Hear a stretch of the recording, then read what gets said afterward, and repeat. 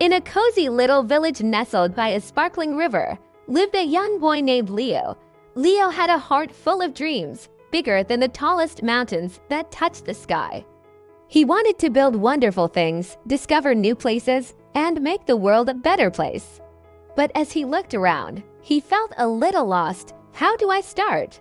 He often wondered, his voice a soft whisper carried by the wind. How do I become successful? One evening, as the sun painted the sky in shades of orange and pink, Leo's grandmother told him a legend. It was the story of the Whispering Woods, a magical, ancient forest hidden deep in the heart of the land.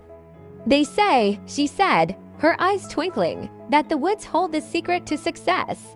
It whispers the answer to anyone brave enough to find it. A spark ignited in Leo's eyes. This was it. This was the adventure he was waiting for. The very next morning, with a small backpack containing a water flask, a crunchy apple, and a map his grandmother had drawn from memory, he set off. The path to the Whispering Woods was long and winding, leading him through sun-dappled meadows and over rolling green hills. After a day of walking, Leo heard a rhythmic asterisk thump, thump, splash, asterisk by a rushing stream. There he saw a beaver with large front teeth and a tiny tool belt, working tirelessly. He was dragging logs and patting mud to build a magnificent dam. "Hello," said Leo. "My name is Leo. What are you building?" The beaver, pausing for a moment, wiped his brow. "The name's Barnaby," he said cheerfully. "I'm building a home for my family, strong enough to withstand the winter floods. It takes a lot of work." One log at a time, Leo watched, amazed, as Barnaby worked from sunrise to sunset, never giving up, even when a log slipped or the mud wouldn't hold. He stayed with Barnaby for a few days, helping him carry smaller branches. "You see, Leo," Barnaby explained, "the first secret is simple. It's hard work. You can't just wish for a dam. You have to build it, piece by piece. And when things get tough, you must have persistence. You just keep going." Leo thanked Barnaby, his heart filled with a newfound determination. The first lesson was learned. He continued his journey, venturing into a forest where the trees were so old their branches were tangled like a giant beard. High up on a branch, he saw a wise-looking owl with large spectacles perched on his beak, engrossed in a thick book. "Excuse me," Leo called up softly. "I'm looking for the Whispering Woods. Can you help me?" The owl, blinking, adjusted his glasses and flew down to a lower branch. "Hoo-hoo, Professor Hoot, at your service," he hooted. "The Whispering Woods, you say? A noble quest.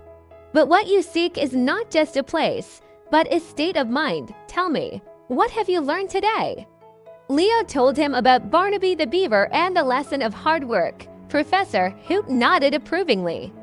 "Excellent, but hard work alone is not enough.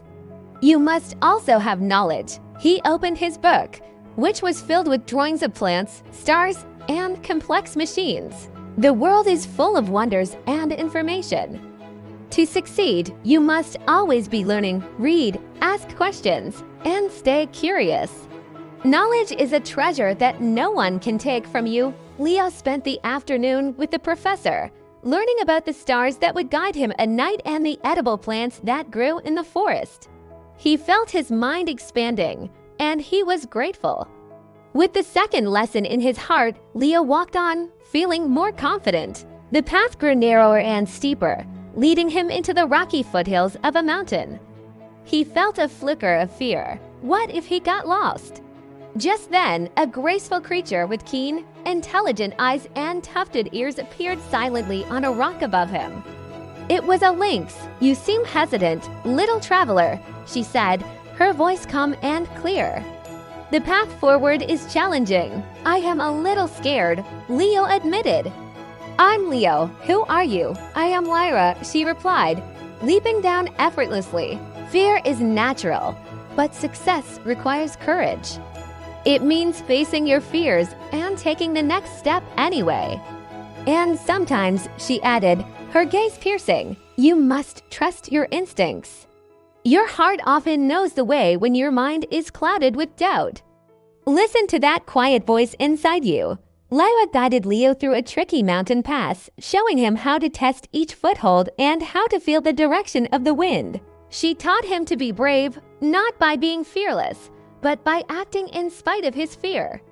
Leo felt a surge of courage he had never known before.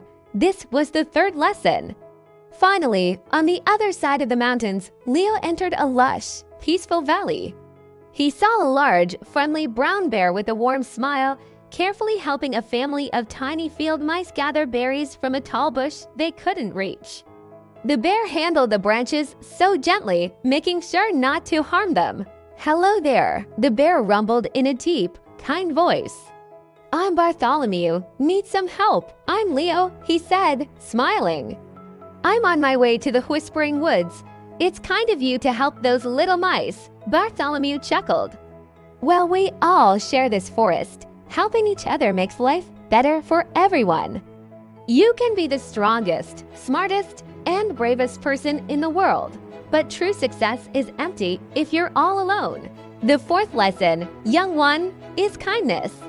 Share what you have, help those in need, and be a friend. That is a strength that builds bridges, not walls. With all four lessons, hard work, knowledge, courage, and kindness stacked safely in his heart, Leo finally reached the edge of the Whispering Woods. But his quest wasn't over. A wide, rapid river blocked his path. There was no bridge in sight. For a moment, he felt discouraged. But then, he remembered his friends. He thought of Barnaby and knew he had to work hard. He thought of Professor Hoot and looked around, using his knowledge to spot strong, fallen logs. He remembered Lyra and found the courage to start the difficult task. And he thought of Bartholomew when he saw a small family of squirrels, chattering worriedly, also stranded by the river. Using everything he had learned, Leo built a sturdy raft. It was hard work, but he persisted. He used his knowledge to tie the logs together with strong vines. He found the courage to push the heavy raft into the water. And with a kind heart, he invited the squirrel family to join him. Together, they navigated the rushing water and safely reached the other side.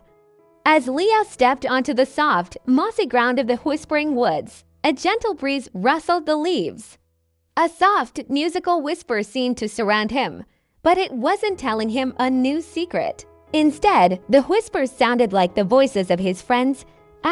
Work hard, always be learning, have courage.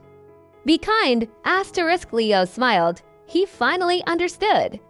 The secret to success wasn't a magical spell or a hidden treasure. It was the journey itself and the lessons he had learned along the way. Success was about becoming a better person.